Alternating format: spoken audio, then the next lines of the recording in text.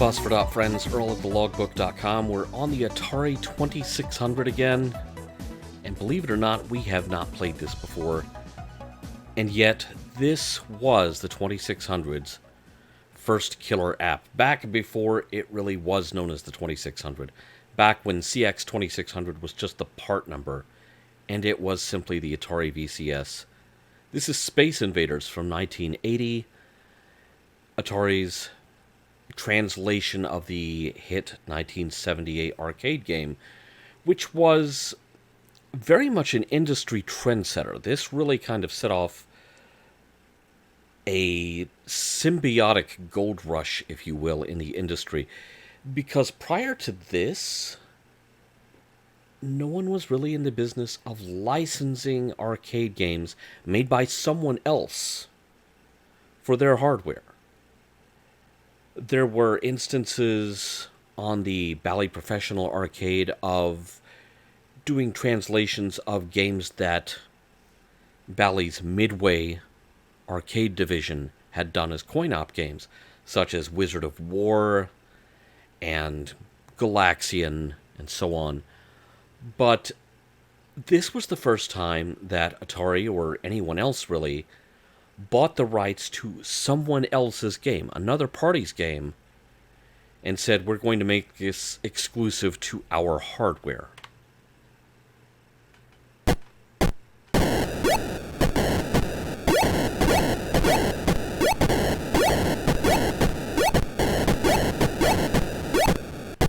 The funny thing is,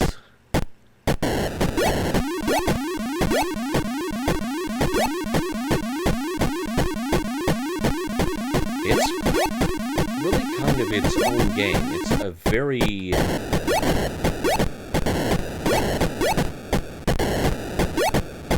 in terms of gameplay, it is right on the money. It's obviously Space Invaders. Visually, it's very different from the arcade game.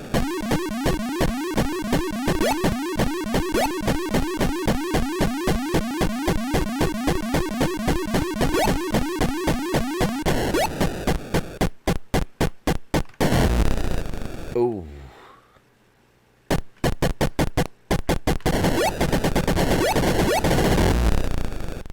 It's not looking good for Earth, I'll tell you that right now. Oh dear.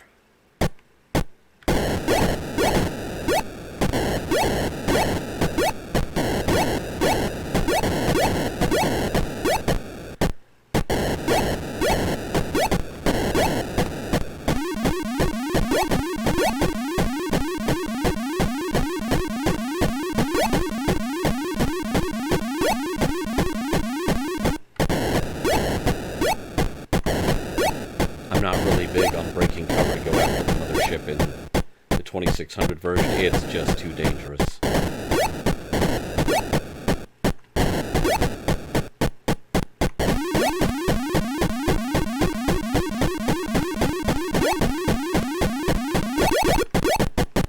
Although I managed to kind of accidentally do it that time.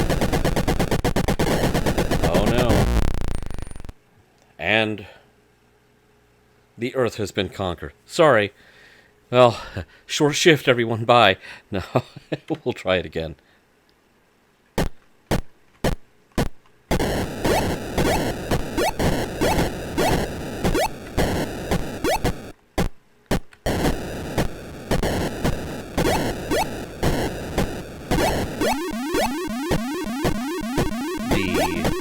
Visually, the characters are very distinct from arcade Space Invaders,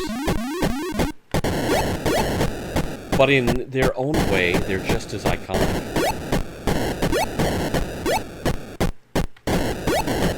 I would say that for a long time, if you had asked people, okay, what do the invaders in the game Space Invaders look like? They probably would have been describing the Atari versions.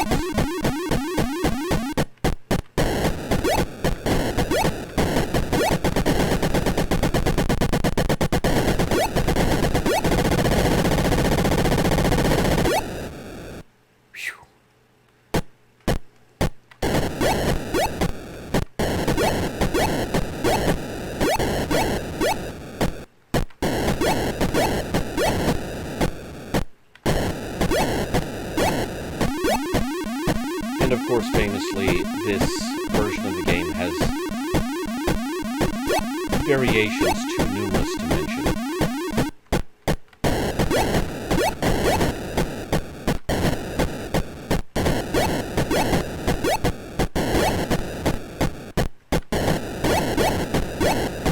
Do your shields stay still? Do they move? Do you actually have the shields at all? Are the invaders visible or invisible?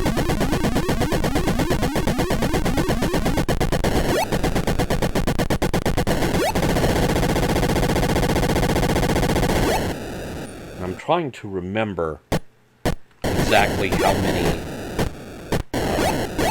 variations on the basic Space Invaders game that the packaging promised. It was something like 118. And the cartridge, was kind of making this incredible claim that this was 118 distinct, separate games.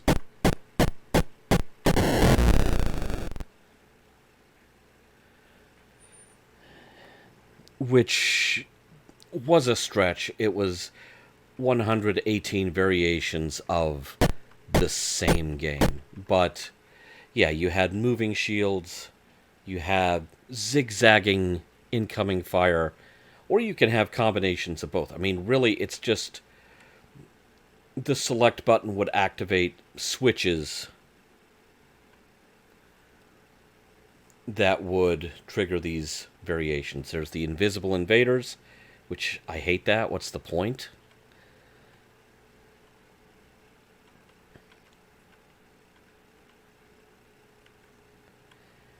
And then there are variations of game speed. Thumbing through all of these. There are two-player versions. There are cooperative two-player versions, which that's kind of neat.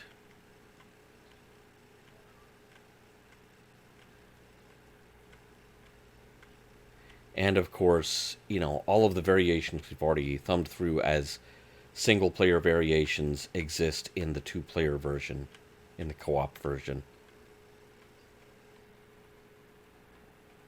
And on it goes. And really, it's very simple minor variations on the same game. So that claim, yeah, it's over 100 variations. Okay, 112 variations that the packaging promised, as 112 separate games.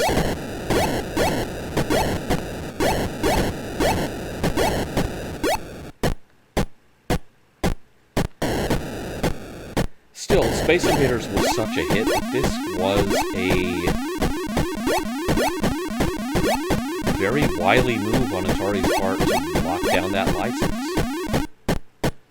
And it really kind of changed the symbiotic relationship between manufacturers and designers of arcade games and home consoles. Now, Atari could very easily have just kept to home versions of its own arcade games.